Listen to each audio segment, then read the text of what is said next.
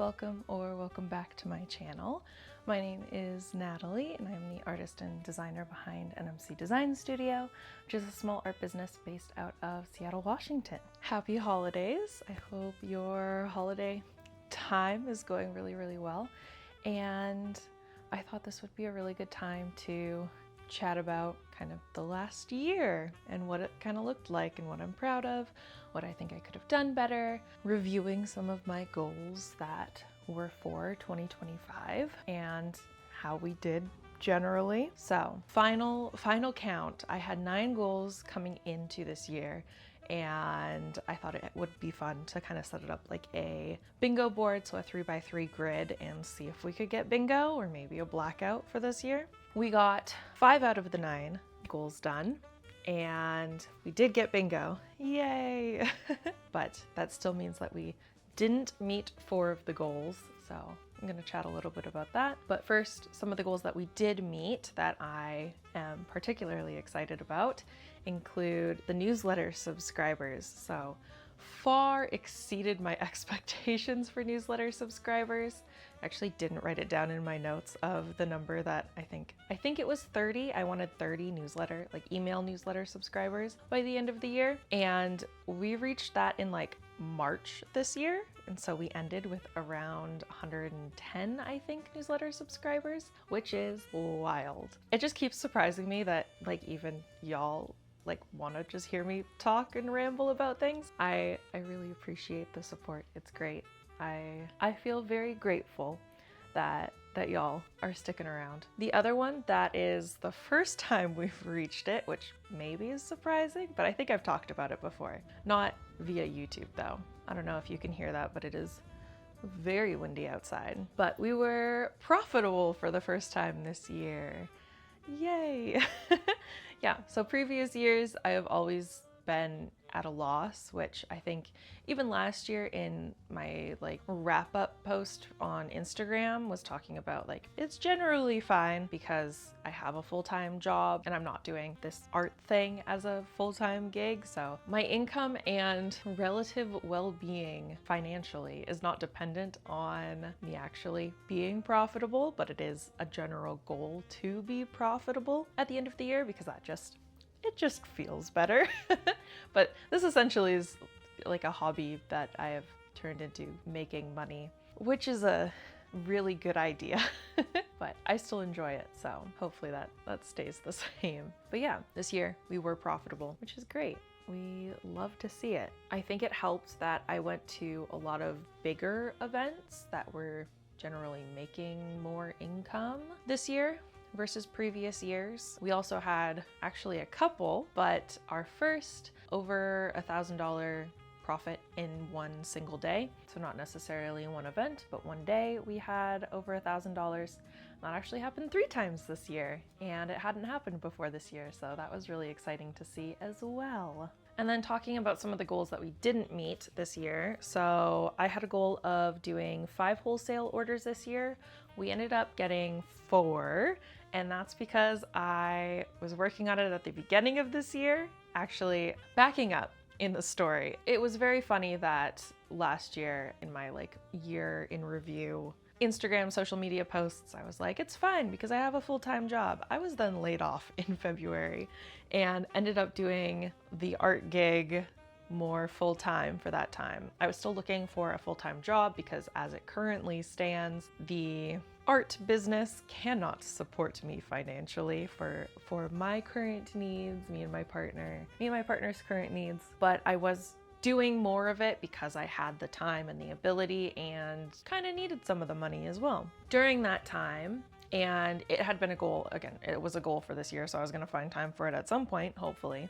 But I did start sending out more emails, cold emails to retailers inquiring about wholesale.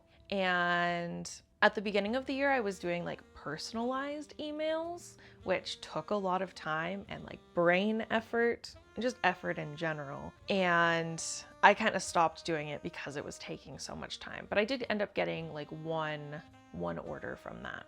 And then coming back around in I think like August, September. So after I had I'm in a new full-time job now. I was chatting with another art friend, Laura, or Laura Design, and she was like, yeah, that's too much. I just sent out like a templated email. It's the same for everyone. I don't even use their name. I was like, that's great.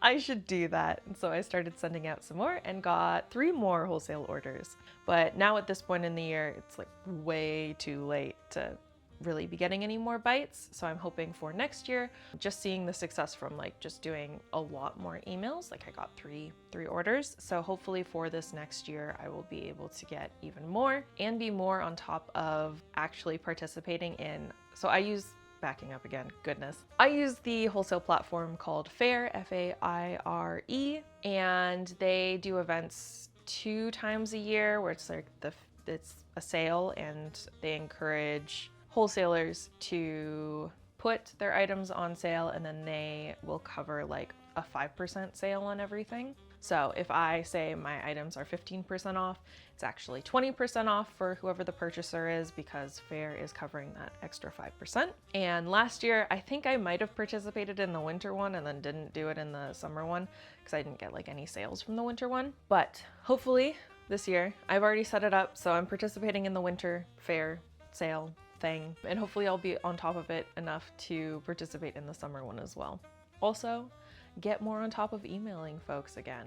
Another goal was 30 online orders, and we got very close to hitting this. We got 26 actually as of the day I'm filming this video, because someone ordered something today. Previously it was 25. I actually had to go in and update. I had made some of my social media content already and put 25 out of 30, but now it's 26 out of 30. So accurate information. And technically, like, there is the possibility that maybe 4 more, I highly doubt it, but maybe 4 more orders come in before the very end of the year, like before we hit the 31st. And then this won't be accurate anymore, but oh well.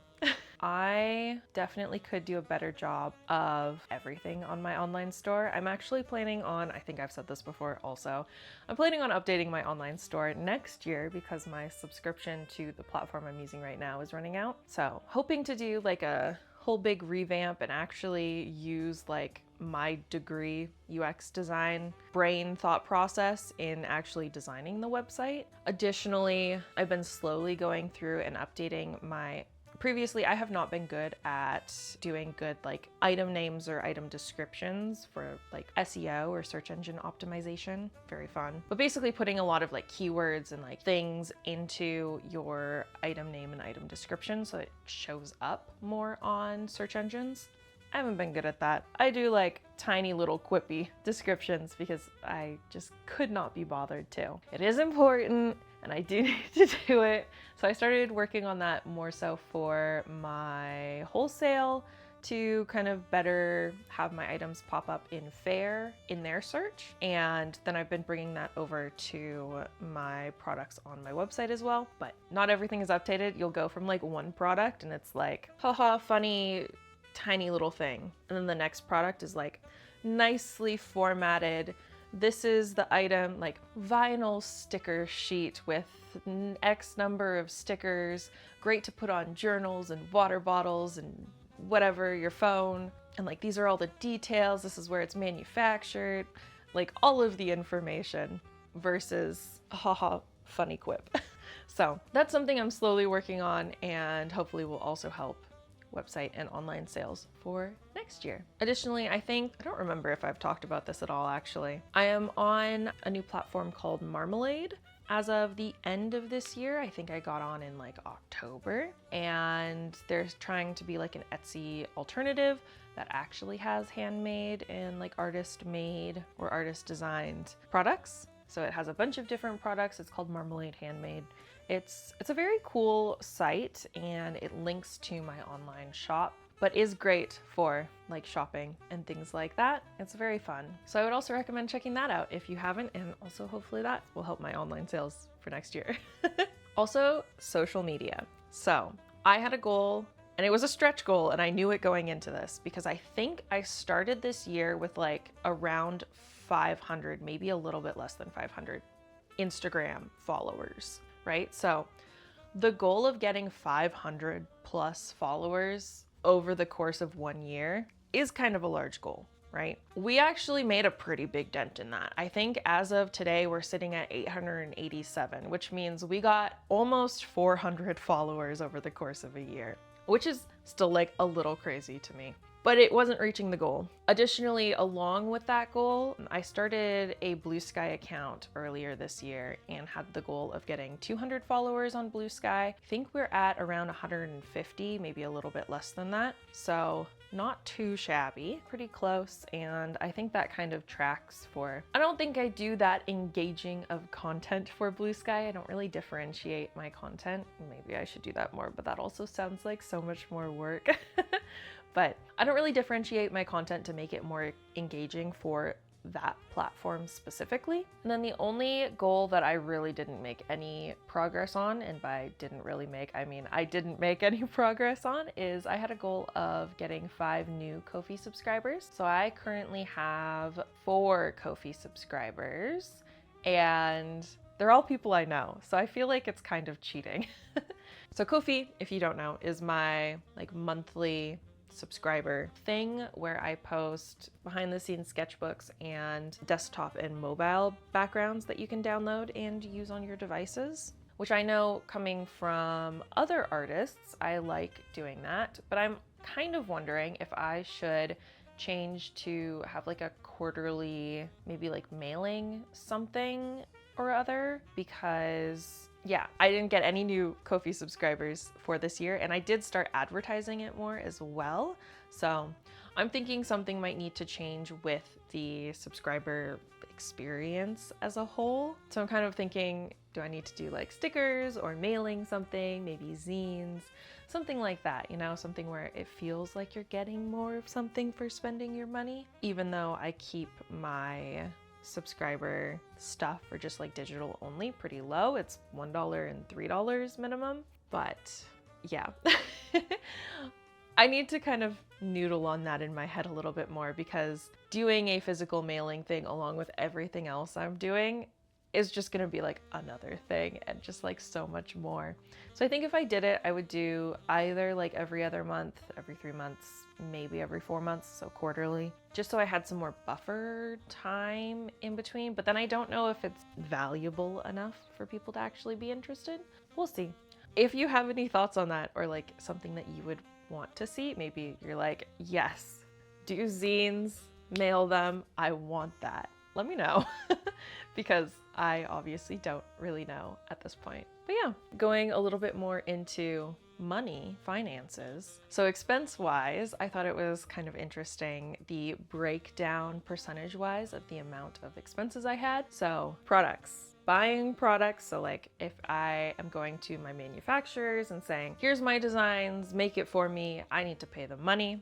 That's buying products. That was 42% of my expenses. So the majority of my expense this year was buying new products or restocking products, anything along those lines. And then event fees were a very short second place.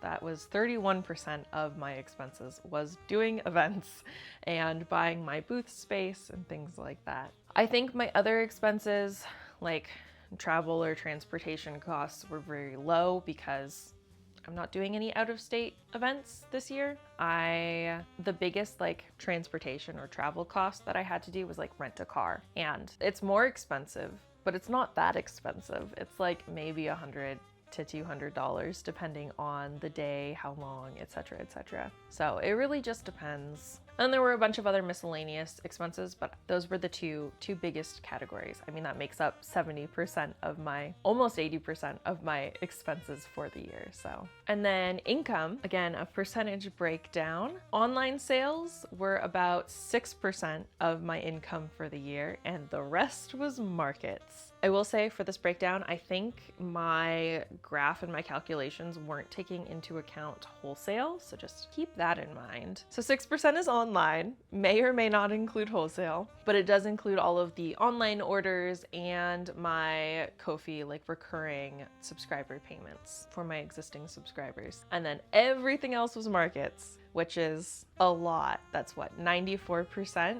of my income this year was from markets and like conventions, events, things like that, which is a little bit wild. And then speaking of events, this year I did a whopping 31 events, and that was over 43 days. So some of those events were multi-day events. Like I just got finished doing Punk Rock Flea Market, which y'all will have seen the vlog that came out before this video, but that's a 3-day event and it counts as one event. So 31 events, 43 days of doing events. It was a lot.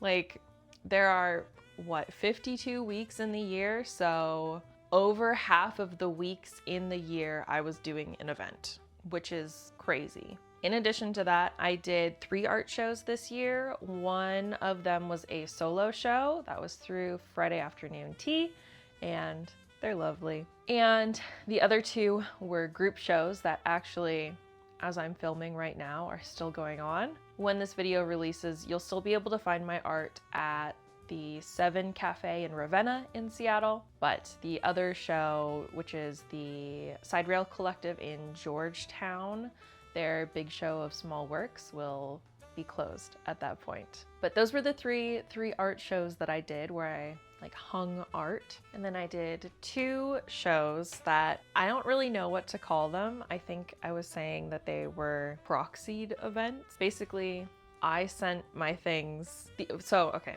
both of these events were zine events, because I don't think I mentioned, one of my goals for this year was making a zine, and I did that.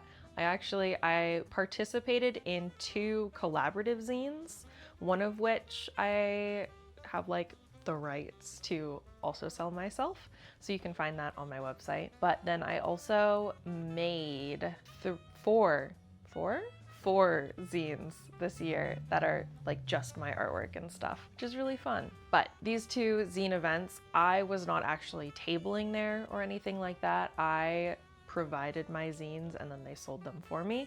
And they didn't take any commission, so I wouldn't call it like I can't think of the word. I wouldn't call it a consignment situation or anything like that. Event that I didn't actually go to in person, and one of those was in California, which is really fun. I believe the actual event didn't happen, but they're rolling the zines over to future events, and the event did take place online during the time that the in-person event was supposed to. It was canceled because of weather, which does suck, but yeah, I think that's really neat. And then I wanted to talk a little bit about what I'm proud of this year. One of the things is I did my first like really big convention, SoccerCon, from earlier this year, and previous to that, like doing SoccerCon, I had only tabled at one day. I was a late Sunday addition to Geek Girl Con last year. I think having like this year's SoccerCon be my first big convention tabling experience with the Cheesecake Fire Factory was kind of wild, but it also made me realize how much fun tabling at conventions are, and like, not to sound capitalist, but to sound capitalist. The money and income from doing a convention is just so much more than doing little tiny like local events. So I think that was also something that just made it like kind of click in my brain, like, oh, doing out-of-state conventions is totally feasible because of the amount of money it's bringing in. Totally pivoting. I think another thing that I'm very proud of is starting YouTube and being able to do this. It's something that I previously have like no experience with. Figuring it all out, kind of figuring out what works, what doesn't, what's actually interesting to watch, as well as like from a business lens, how does this benefit my business? Because I am running a business. As much as this is just like a little funny hobby side thing I do, it is still a business. And so trying to figure out how doing this whole thing actually benefits my business has been really interesting and kind of fun to see. I think kind of going along with that and a little bit what I mentioned previously with like email newsletter and just like, it's wild that people watch this to me still. Having people come up to me in person that I like don't know at all and say, hi, I'm subscribed to you on YouTube, or I watch you on YouTube, is crazy. I think it's only happened twice, I will say that, so like can't give myself too big of a head on that one. But I'm also in my brain, and when I'm filming these, I'm like, okay, other artists I know are gonna watch this because maybe like business advice or like the financial transparency and stuff is interesting to them.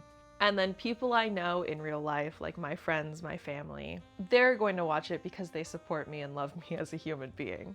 My brain has not connected the dots that I'm putting this out in public. I guess ultimate goal is that strangers will watch this and be entertained and maybe find interesting tidbits or like find it funny or whatever, you know?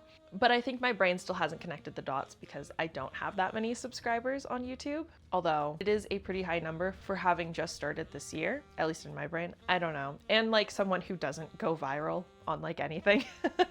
I'm not funny enough to go viral. Like it makes me feel so appreciative that and grateful that y'all not just spend your money with me, but like you're spending your time with me, which I feel like is even more of a thing, right? Because we don't have very much time just like to do things. So even if you're just like putting me on in the background and listening to me chatter on about whatever, like you're spending time to watch and consume my content and listen to what I have to say, which means that you value what I'm saying.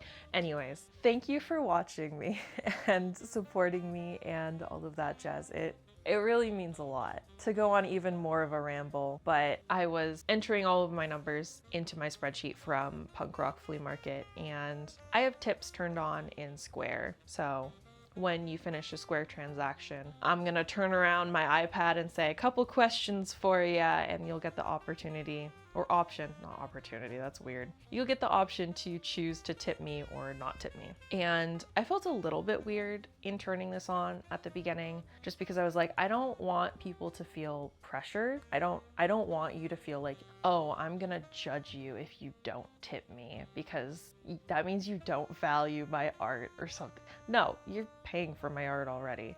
Like the tips are there if you want to show like extra support beyond what you've already shown support for, or like if you want to help me cover transaction fees, because Square has transaction fees, or even if you want to think of it like I ran out of bags this past weekend, but I usually will give you like a little bag for all of your things and a business card, and before I ran out I gave you a free sticker that just have my logo on it, but I've been out of those for forever and I need to reorder them. But all of that costs money. So tipping is helping me cover all of those extra costs that I don't just cover. Well, I do cover from profit from selling my items, but you get what I mean. But I don't want anyone to ever feel pressured. And so I set it up so it's very low. I think it might be probably not actually the lowest I can go, but it's very low. It starts at 5% and it goes up in 10% increments. So the highest is 15%. I was going through and entering in my transactions yesterday, and there were so many people who put 15%. I was just like, that's crazy to me. Because if you feel pressured to tip, and you are like, I don't really want to, but like I feel like I'm gonna be judged, you would probably click like the 5%. Or I think I also sometimes have a roundup option where you can just round up to the nearest dollar. You would click one of those, right? Because then you're doing the thing, the socially normal thing, but you're not spending that much money.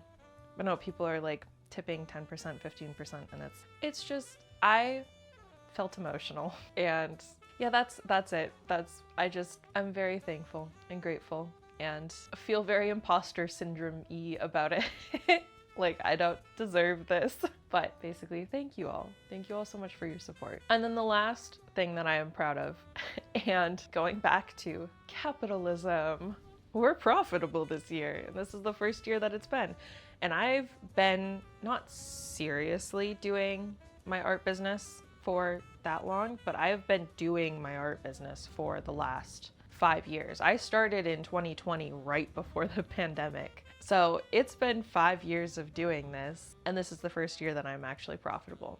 To be fair to that length of time and how sad that sounds, I've only been like more seriously doing this and doing a lot of markets since last year. So 2024, was that the year? I think, okay, the latter half of 2023 and then all of 2024 is when I was doing things a little bit more seriously, expanding into more product types and getting my things together in terms of organization, social media presence, all of that jazz. But it's still nice to be profitable for this year, and I am very proud of myself for that. And then the very, very last thing that I'm going to talk about in this video is community, and kind of the community that I've felt like I've built this year, as well as the communities I've participated in this year, and just kind of a big ol' grateful thing. So one community that I've participated in this year that I am ever so grateful for is there is a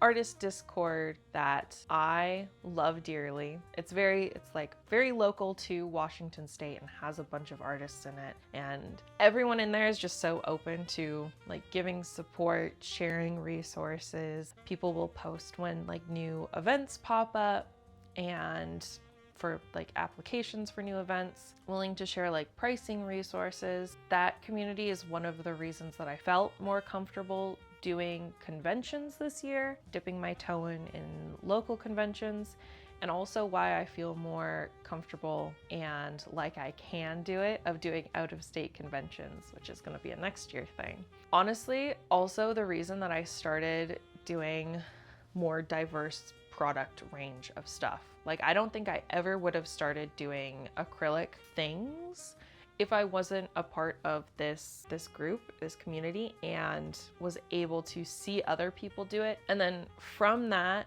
community, like, I've been able to meet and I feel like I don't know if be closer to a bunch of people at markets makes sense, but like because I'm seeing these people online, when I then see them in person at markets, it feels easier to chat and like go back and forth with them and just be able to have conversations.